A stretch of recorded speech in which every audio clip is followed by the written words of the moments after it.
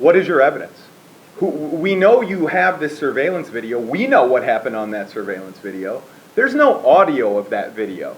If there were, there's no way we would even be here today, because everybody would see what happened. It wouldn't have been able to have been misinterpreted, because it would have been clear. They would have heard Coach Wattley saying, "You're free to leave. If you're free to leave at any time."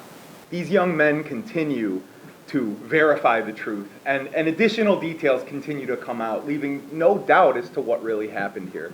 Two different narratives that Mr. Wattley is being unfairly targeted with that I think are being unfairly woven together by people who, for whatever reason, find an interest in smearing these coaches. The idea that these coaches forced a young man to eat pork against his religion, that's been proven to be absolutely outrageous. Just completely false, completely reckless, completely untrue.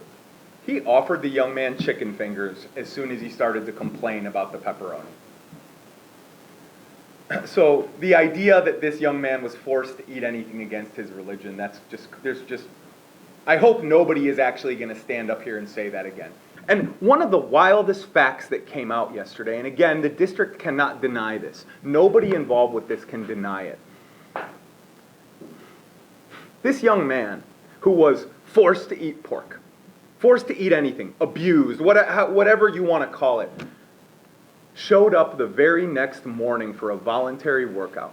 The same kind of voluntary workout that he was at the day before. He was one of the first kids there.